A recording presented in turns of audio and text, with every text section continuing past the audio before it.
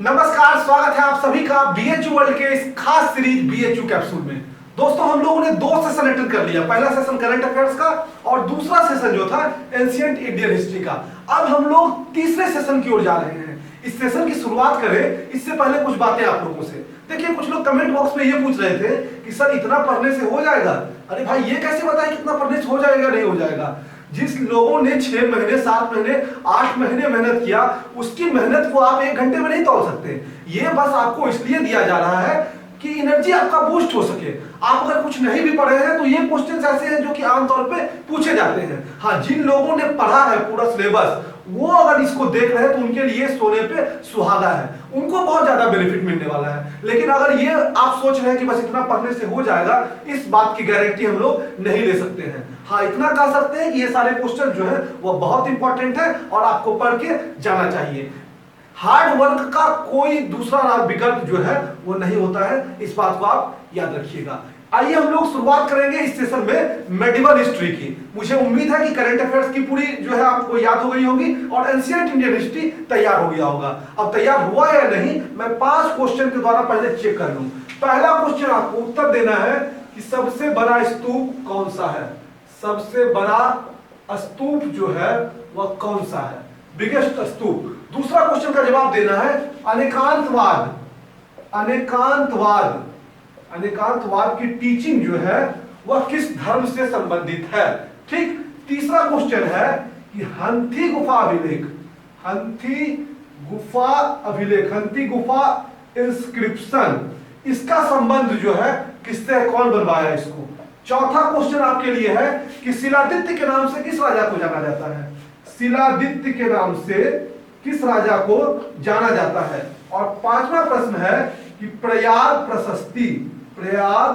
प्रशस्ति की रचना जो है वह किसने की है। ये 5 क्वेश्चंस के ऑप्शन आप फटाफट कमेंट बॉक्स में लिखिए उत्तर, और मुझे भी लगे कि आप लोग तैयारी कर रहे हैं। इसके बाद हम लोग शुरुआत करेंगे मेडिवल हिस्ट्री की। मेडिवल हिस्ट्री देखिए, बहुत सारे क्वेश्चंस तो वहां से नहीं पूछे जाते हैं, लेकिन जो भी 2-3 प्रश्न पूछे जाते हैं उसके लिए हमें तैयार रहना पड़ेगा। तो बहुत ज्यादा हमको मेडिवल हिस्ट्री में पढ़ने की जरूरत नहीं है, लेकिन आइए इसको क्रोनोलॉजी के माध्यम से देखें। सबसे पहले मेडिवल हिस्ट्री में हम लोग जो पढ़ने जा रहे हैं वो है फेमस बुक्स मेडिवल हिस्ट्री। ये तीसरा सेशन है दोस्तों, और 2 सेशन आप लोगों की जुबान पे बिल्कुल होना चाहिए। आइए मेडिवल हिस्ट्री की शुरुआत करते हैं फेमस बुक्स से।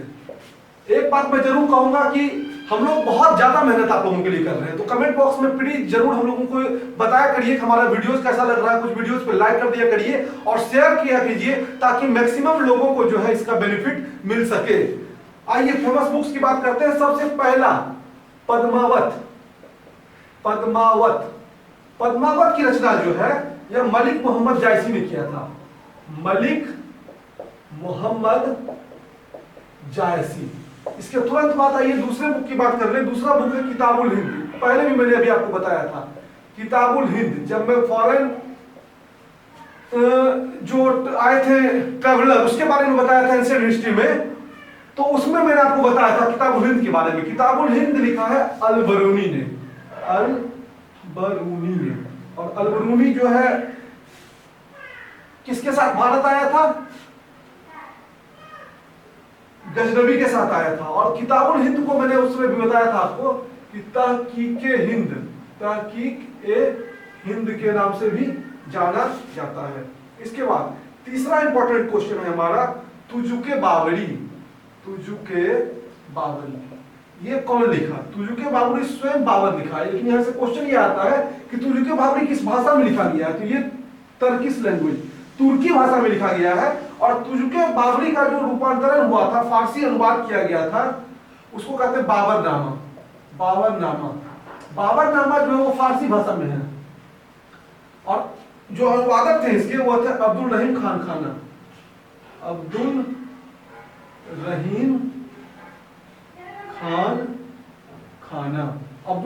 खाना ने इसका अनुवाद किया था। ठीक। चौथा क्वेश्चन, रज्जनामा क्या है? रज्जनामा जो है यह महाभारत का फारसी अनुवाद है, याद रखिएगा। महाभारत का फारसी अनुवाद है। फारसी अनुवाद किन लोगों ने किया था?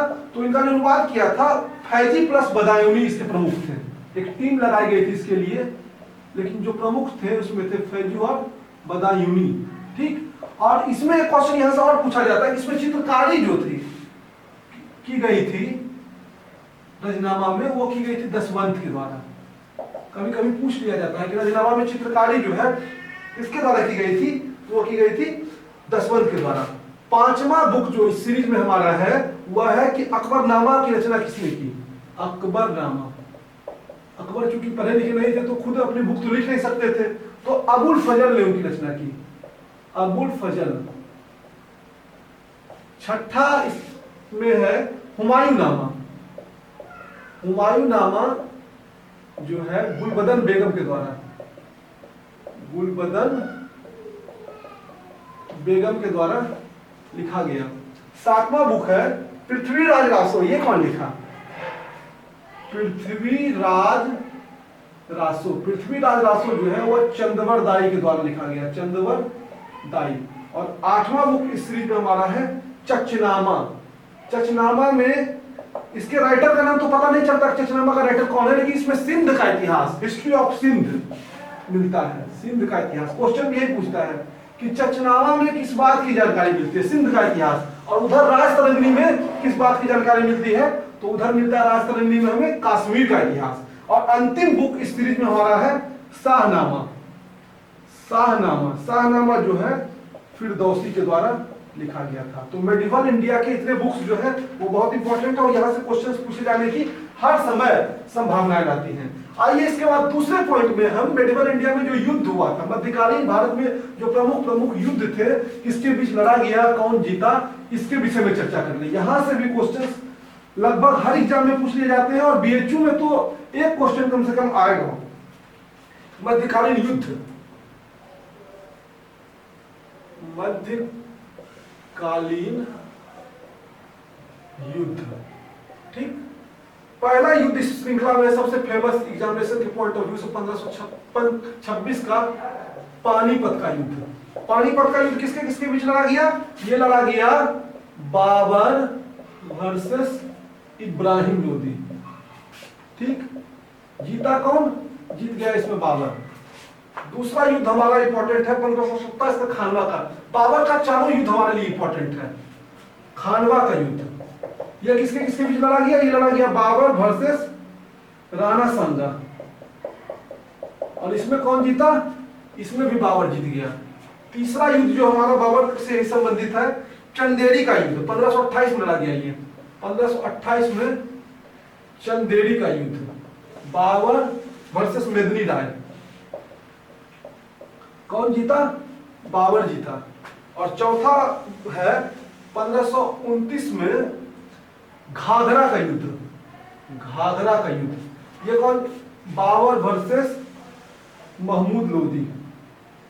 महमूद लोदी। ये कौन जीता? ये भी बाबर जीता। चारों का चारों युद्ध जो है बाबर ने जीत लिया था। उसके बाद पांचवा जो है वो 1539 का चौसा का युद्ध। 1539 चौसा का युद्ध। चौसा का युद्ध किसने जीता? हुमायूं वर्सेस शेरशाह। हुमायूं वर्सेस शेरशाह। बाबर के बाद हुमायूं राजा बना, शेरशाह ने आक्रमण करके उसको हरा दिया। चौसा का युद्ध जीता था शेरशाह। उसके बाद 1576 का युद्ध, हल्दी घाटी का युद्ध, बहुत फेमस युद्ध है। यह लड़ा गया था अकबर वर्सेस हेमू में। अकबर नहीं, हल्दी घाटी नहीं, 1556 का पानीपत का द्वितीय युद्ध, पानीपत का second war, Akbar versus Hemu में। और इसमें अकबर विजय हुआ था। और सातवां और अंतिम है 1576। ये 56 है, ध्यान दीजिएगा 1556। और ये 76 हुआ हल्दी घाटी का युद्ध।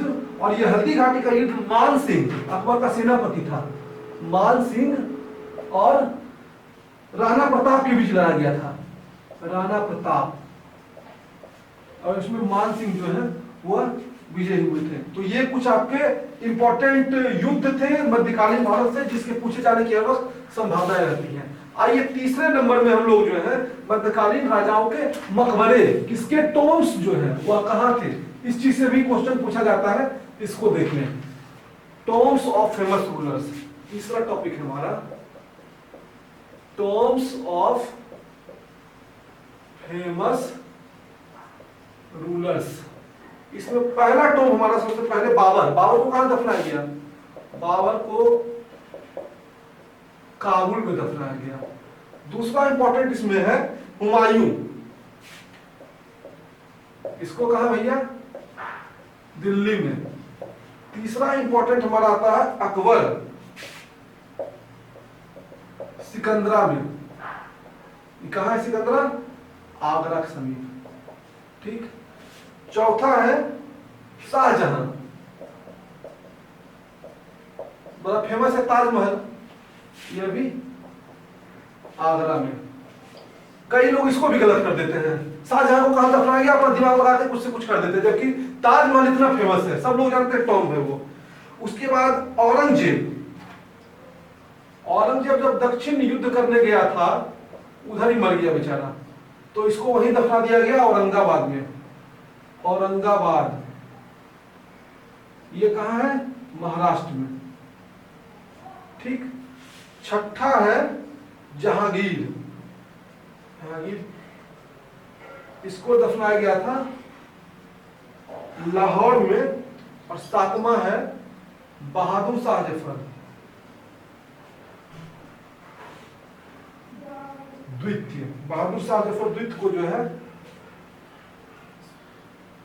इनको तो रंगून भेजा गया, तो बहादुर शाह जफर को दिल्ली में दफनाया गया था, इनका मकबरा दिल्ली में है। और बहादुर शाह जफर द्वितीय जो अंग्रेजों के समय पकड़ाए थे उनको भेज दिया गया था रंगून। चलिए इसके बाद हम लोग बात करेंगे famous sultan and their work, ये हमारा अंतिम टॉपिक होगा। इसी टॉपिक में हम लोग हर चीज को कवर कर लेंगे famous sultan and there works में। उससे पहले एक चीज देख लीजिए, कभी कभी क्या होता है कि कालक्रम पूछ देता है, कौन राजा जो है सुल्तान पहले था मुगल सम्राट में, तो उसका एक है ट्रिक, भाजपा, इसको कर लीजिए आप लोग भाजसा। बाबर, हुमायूं, अकबर, जहांगीर, शाहजहां, औरंगजेब, ये एक इंपॉर्टेंट ट्रिक आपके लिए, भाजसा, इसको याद रखिएगा, भाजपा से याद रख लीजिएगा सीधा, भाजसा। अब आइए famous sultan and their work को कुछ देख ले, और इसमें क्रोनोलॉजिकल वे में जो जो इंपॉर्टेंट था दिल्ली सल्तनत का शासक और मुगल सम्राट का, हम लोग उसको देखेंगे। उसके बाद थोड़ा सा सूफी संत से जो क्वेश्चन पूछता है वो भी देख लेंगे। भारत पर पहला सफल अरबी आक्रमण, सफल अरबी आक्रमण जो पहले सबसे पहले किया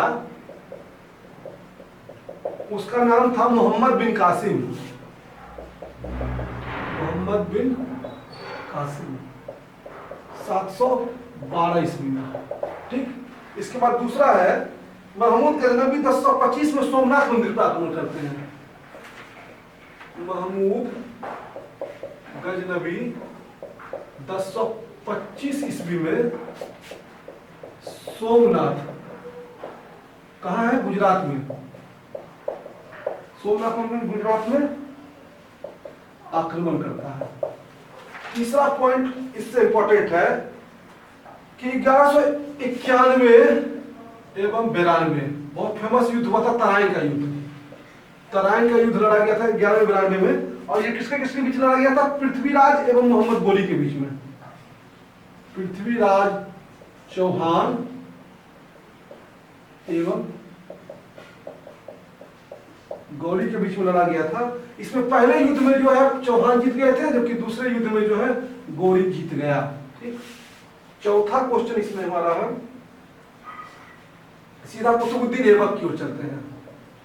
देखिए इसका जो टॉपिक है मेडिवल इंडिया का वो बहुत वास्ट है, लेकिन क्वेश्चंस जो है लिमिटेड पूछे जाते हैं, इसलिए जहां से क्वेश्चंस पूछा जाता है मैं सीधा उन पॉइंट्स को आपको छांटते हुए ले चलता हूं। तो कुतुबुद्दीन ऐबक जो था ये गोरी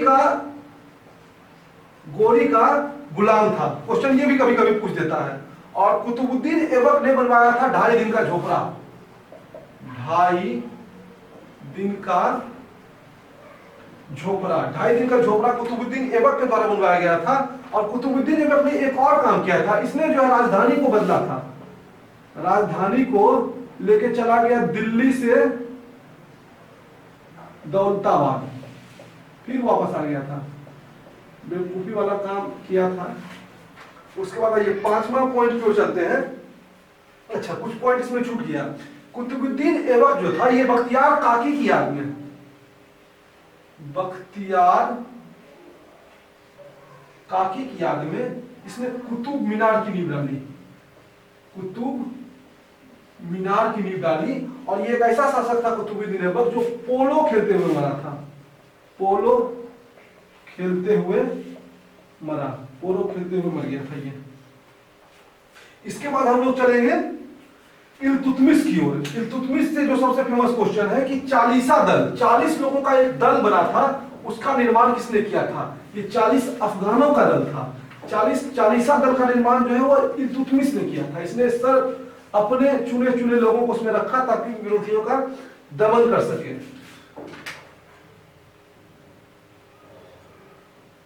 चालीसा दल, इसको कहा जाता है तुर्के चहलगानी भी, तुर्के चहलगानी। इसका निर्माण किया था इल्तुतमिश ने। इसके बाद अगला पॉइंट जो हमारा आता है कि इक्ता व्यवस्था क्वेश्चन आता है। इक्ता व्यवस्था किसके द्वारा लाया गया था। तो इक्ता व्यवस्था मोहम्मद गोरी के द्वारा लाया गया था।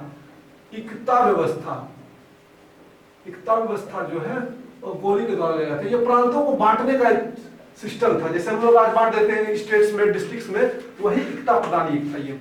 उसके बाद इल्तुतमिश की पुत्री का जो नाम था वो था रजिया सुल्तान, रजिया सुल्तान। और ये दिल्ली सल्तनत की पहली महिला शासिका थी, पहली महिला शासिका। इस बात को आप याद रखेंगे। उसके बाद आइए बलबन की ओर चलते हैं। ये तो जैसे चालीसा दल तुर्के चहलगानी इल्तुतमिश के द्वारा शुरू किया गया, बलबन ने इसको खत्म कर दिया। बलबन जो है खत्म कर दिया इसको, तुर्के चहलगानी को। ठीक, इस बात को आप लिख लीजिएगा।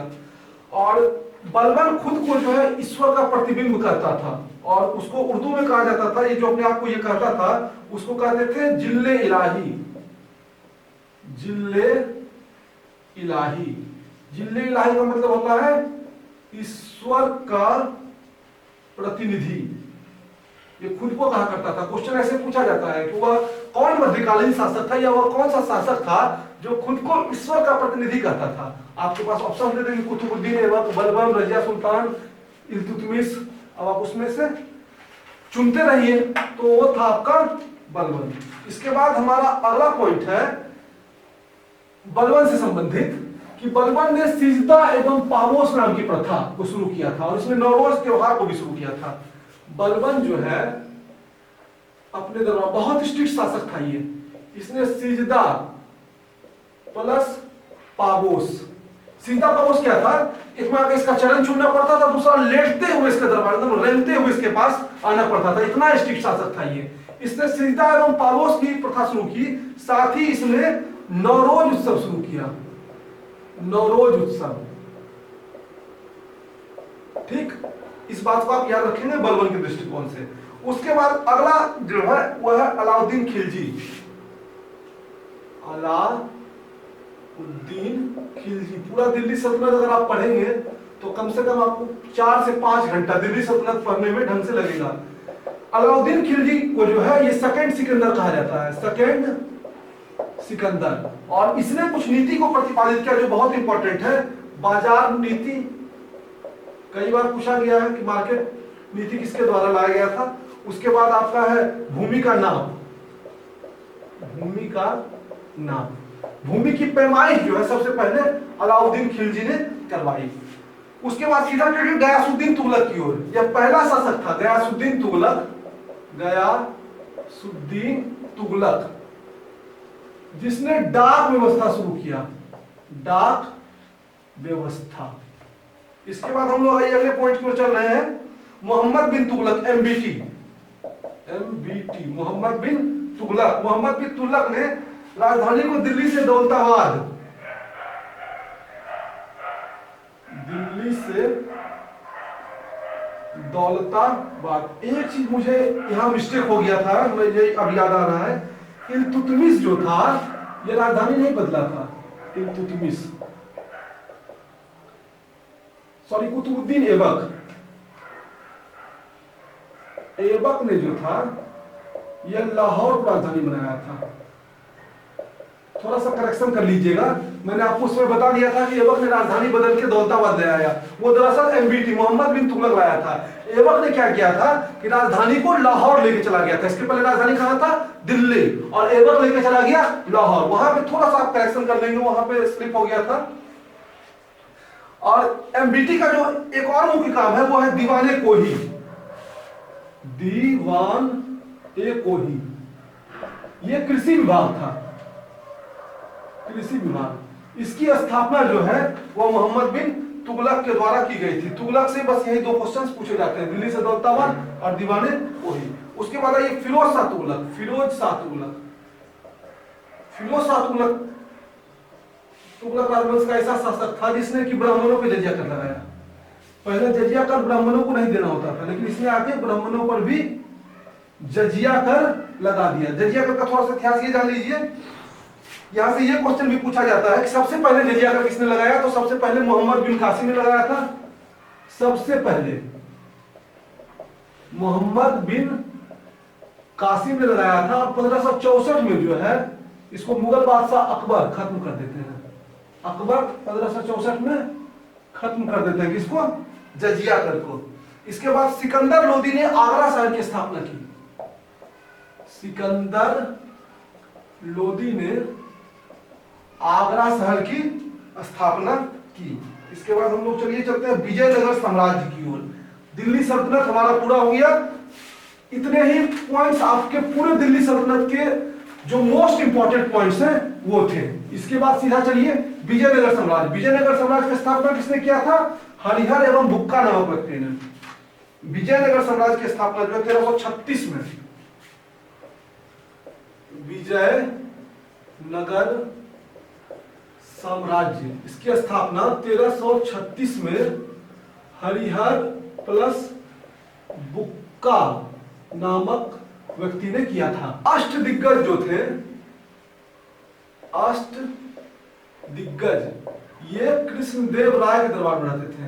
कृष्ण देव राय के दरबार में रहा करते थे। और इसी अष्ट दिग्गज में एक थे कवि पेदान। कवि पेदान, कवि पेदान को जो है तेलुगु पिता का पितामह कहा जाता है। तेलुगु कविता का या भाषा का पितामह कहा जाता है, ग्रैंडफादर। ठीक। एक क्वेश्चन और यहां से जो आता है वो इंपॉर्टेंट है। 1565 में हुआ था तालीकोटा, तालीकोटा या राक्षसी तांगरा का युद्ध से कहा जाता है। बस सीधा क्वेश्चन देगा कि तालीकोटा का युद्ध कब हुआ था? 1556 में, 65 में, और उसी को कहा जाता है राक्षसी तांगरा का युद्ध। इसके बाद जो हमारा अगला इंपॉर्टेंट पॉइंट है वो है ग्रांड ट्रंक रोड। अब धीरे धीरे हम लोग बढ़ रहे हैं मुगल साम्राज्य की ओर, ये सूरवंश तक पहुंच चुके हैं। ग्रांड ट्रंक रोड जो है ये किसके द्वारा बनवाया गया? ये बनवाया गया शेर शाह सूरी के द्वारा। ठीक। अकबर के प्रमुख कार्य, अकबर की ओर चलिए। अकबर का जो सबसे प्रमुख कार्य था दीने इलाही और इबादत खाना। यहां से क्वेश्चन आपको पूछे जा सकते हैं कि दीने इलाही की स्थापना किसने की? दीन ए इलाही एक धर्म के रूप में इसको स्थापित किया गया अकबर के द्वारा। और इबादत खाना जहां सारे धर्म के अनुयायी आके बात विचार करते थे उसको इबादत खाना, पहले ये सिर्फ मुसलमानों के लिए अकबर ने खोला था, बाद में सभी लोगों के लिए खोल दिया। तो इबादत खाना की स्थापना भी अकबर के द्वारा किया गया था। और इसी ने मनसबदारी प्रथा और सुलह कुल की नीति अपनाई। मनसबदारी प्रथा, मनसबदारी प्रथा, सुलह कुल एवं आईने 10 साल, ये सारी नीति जो थी आईने 10 साल, ये सारी नीति अकबर की थी। और ये बहुत इंपॉर्टेंट है, यहां से कई बार क्वेश्चंस पूछे गए हैं। अकबर के दरबार में जो थे नवरत्न रहते थे, नवरत्न। और इन नवरत्न में जो सबसे इंपॉर्टेंट थे आपके टोडरमल, जहां से क्वेश्चन आपके एग्जाम में आता है, टोडरमल। ये आपके रेवेन्यू मिनिस्टर या फाइनेंस मिनिस्टर इसको कह सकते हैं, वित्त मंत्री थे उनके, ठीक। उसके बाद आपके कवि के रूप में तानसेन थे, फिर बीरबल थे, राजा मान सिंह, अबुल फजल फैजी और अब्दुल रहीम खान खाना, फकीर अजीजुद्दीन और मुल्ला दो प्याजा, ये सभी जो थे आपके थे अकबर के दरबारी। अकबर ने एक इसका फेमस विजय था, फेमस इसने विन किया था गुजरात विजय। गुजरात को जब इसने हराया तो उसने वहां एक बुलंद दरवाजे का निर्माण करवाया। बुलंद दरवाजे का निर्माण जो है गुजरात विजय के उपलक्ष्य में अकबर के द्वारा करवाया गया था। ये क्वेश्चन कई बार पूछा जाता है। अब अकबर के बाद सीधा एक क्वेश्चन और यहाँ पे छूट गया। रजनामा मैंने आपको अभी बुक्स में बताया था, जो फारसी अनुवाद हुआ था फैजी एवं बदायूनी, वो इसी के शासनकाल में हुआ था। इसके बाद चलिए हम लोग चलते हैं जहांगीर की ओर। तो जहांगीर से क्वेश्चन जो पूछा जाता है वो है कि उसकी पत्नी का नाम क्या था। उसकी पत्नी का नाम था मेहरू निशा। जहांगीर की पत्नी का नाम था मेहरू निशा। जहांगीर की पत्नी का नाम जो था वह था आपका मेहरू निशा। उसके बाद हमारा अगला पॉइंट है इसमें, मयूर सिंहासन किसने बनवाया था। यह भी आपका मुगल साम्राज्य से संबंधित है। मयूर सिंहासन, मयूर सिंहासन जो है वह शाहजहां बनवाया था। शाहजहां, वही शाहजहां जिसने ताजमहल बनवाया था और इसका मकबरा है आगरा में। इसने मयूर सिंहासन को बनवाया था। इसको तख्ते ताउस कहा जाता था। मयूर सिंहासन को तख्त ए ताउस कहा जाता था। इसके बाद अगला क्वेश्चन हमारा है कि बहादुर शाह जफर द्वितीय जो था, अंतिम मुगल बादशाह था, बहादुर शाह जफर द्वितीय। इसके बारे में पूछा जाएगा कि बहादुर शाह जफर द्वितीय, सॉरी, अंतिम मुगल बादशाह कौन था। तो बहादुर शाह जफर द्वितीय। इसको कहा अंग्रेजों ने 1857 में क्रांति के समय जो है पकड़ के भेज दिया रंगून में, बेचारा ये मर गया था। तो ये भी याद रखिएगा, कहाँ मृत्यु हुई इसकी, रंगून में। अंतिम मुगल बादशाह था ये, अंतिम मुगल बादशाह। नाम मात्र के बादशाह थे लेकिन बादशाह थे। इसके बाद ये शिवाजी की ओर चलते हैं। मुगलों से भी हमारा क्वेश्चन इंपॉर्टेंट जो था वो समाप्त हो गया। शिवाजी से क्वेश्चन आता है शिवाजी का जन्म कहाँ हुआ। तो शिवाजी का जन्म जो है वो सिवनेर में हुआ था, ठीक, सिवनेर में, सिवनेर के किला में इनका जन्म हुआ था। और शिवाजी के दरबार में रहते थे जो मंत्री परिषद, उनको कहा जाता था अष्टप्रधान। अष्टप्रधान, अभी मैंने बताया अष्ट दिग्गज, कृष्णदेव राय, नवरत्न, अकबर, अब आया अष्टप्रधान। इस बात को आप याद रखिएगा, कंफ्यूजन में मत जाइएगा। उधर अष्ट दिग्गज था कृष्णदेव राय में और इधर है अष्टप्रधान। तो ये इसके दरबार में रहते थे अष्टप्रधान। और शिवाजी ने जो है चौथ एवं सरदेशमुखी नामक कर लगाया था। यहां से ये क्वेश्चन भी पूछा जाता है कि चौथ प्लस सरदेशमुखी नामक कर कौन लगाया था। ये दूसरे राज्य को प्रोटेक्शन देते थे और जो इनके राज्य में रहते थे उन पे भी ये टैक्स लगाते थे। तो चौथ और सरदेशमुखी नामक कर इन्होंने शिवाजी ने लगाया था। उसके बाद सिख संप्रदाय की ओर चलते हैं, जहां से कुछ क्वेश्चंस आपके पूछे जाते हैं। सिख संप्रदाय की स्थापना जो है वह गुरु नानक देव ने किया था। सिख संप्रदाय की स्थापना गुरु नानक देव ने किया था। सिख संप्रदाय की स्थापना गुरु नानक देव ने किया था।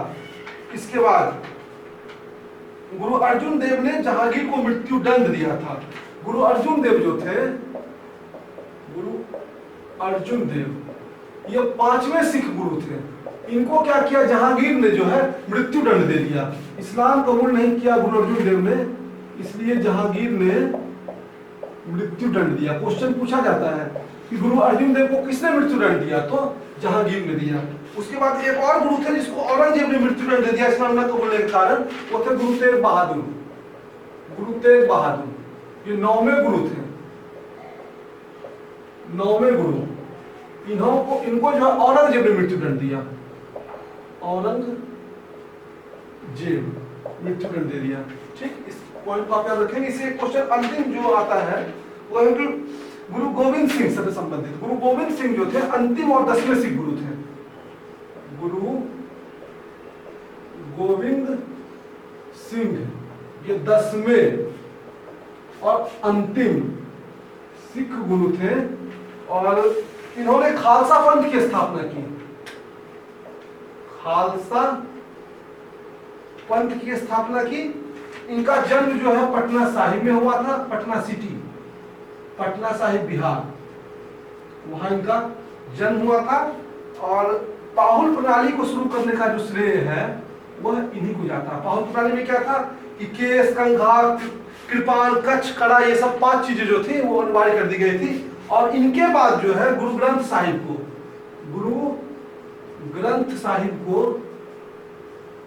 गुरु मान लिया गया। तो ये हमारे थे अंतिम गुरु। तो ये क्वेश्चन भी मान लिया जा सकता है गुरु ग्रंथ साहिब किस धर्म से संबंधित है, किस संप्रदाय से संबंधित है, तो आपके सिख संप्रदाय से संबंधित है। और अंतिम पॉइंट हम लोग डील कर रहे हैं मेडिवल हिस्ट्री की, आपके एग्जाम के पॉइंट ऑफ व्यू से। खानकाह किससे संबंधित है? इस्लाम से संबंधित है। और ये सूफी जो उसके साधु हुआ करते थे इस्लाम में, खानकाह उनके रहने का निवास स्थान था। जो साधु इस्लाम में हुआ करते थे उनको सूफी कहा जाता, सूफी संत जो संत हुआ करते थे, तो सूफी संतों का निवास स्थान था। और इसमें एक क्वेश्चन सिलसिला से पूछा जाता है। सूफी संतों ने क्या किया ना, तो कुछ सिलसिला शुरू किया। सिलसिला ये संगीत से संबंधित था, तो चिश्ती सिलसिला जो है वह शुरू किया गया था ख्वाजा मोइनुद्दीन चिश्ती के द्वारा, मोइनुद्दीन चिश्ती के द्वारा। और अकबर इसके बहुत बड़े फॉलोअर थे और इनका दरगाह जो है वो अजमेर में है। बहुत फेमस क्वेश्चन है BBI। चिश्ती सिलसिला किसकी शुरुआत किसके द्वारा की गई? तो की गई ख्वाजा मोइनुद्दीन चिश्ती के द्वारा। और एक और इनके शिष्य थे जिनका नाम था निजामुद्दीन औलिया। इनका संबंध भी चिश्ती सिलसिला था। हालांकि कई सिलसिला, चिश्ती सिलसिला, नक्काशबंदी सिलसिला, सुहारवर्दी सिलसिला, लेकिन प्रश्न जो है बस आपके चिश्ती सिलसिला से आता है, इसलिए मैंने सिर्फ चिश्ती सिलसिला आपको बताया। और निजामुद्दीन औलिया ने ही कहा था दिल्ली दूरस्थ है, दिल्ली अभी दूर है, दिल्ली दूर है। यह कथन जो था आपका निजामुद्दीन औलिया का था। और ये भी चिश्ती सिलसिला से संबंधित थे। क्वेश्चन ये भी पूछ लिया जाता है कि निजामुद्दीन औलिया का संबंध किस सिलसिला से था। तो ये आपका मेडिवल इंडिया का भी जो BHU वर्ल्ड की खास पेशकश BHU कैप्सूल है वो समाप्त हुई। कमेंट बॉक्स में जरूर बताइए कि आपको हमारा ये वीडियो कैसा लगा। वीडियो को लाइक करिए, शेयर करिए। चैनल पे नए हैं तो सब्सक्राइब कर लीजिए, बेल आइकन को दबा दीजिए ताकि आपको सारी नोटिफिकेशन जो है वो समय से मिल जाए। और इसको तैयार करिए। आपका 3 चीज तैयार हो गया, करंट अफेयर्स तैयार हो गया, एंशिएंट हिस्ट्री तैयार हो गया और मेडिवल हिस्ट्री तैयार हो गया। इसके बाद जो है मॉडर्न की क्लास और अदर सब्जेक्ट्स की क्लास जो है आपको जल्दी सब मिलने वाली है। आप एकदम बिल्कुल तन्मयता के साथ पढ़ते जाइए। आपका 3 दिन बाद 4 दिन बाद एग्जाम है और आप आएंगे तो अच्छा करके जाएंगे। Best of luck for your exam and keep on working hard my friends. Thank you. मिलते हैं अगले वीडियो में।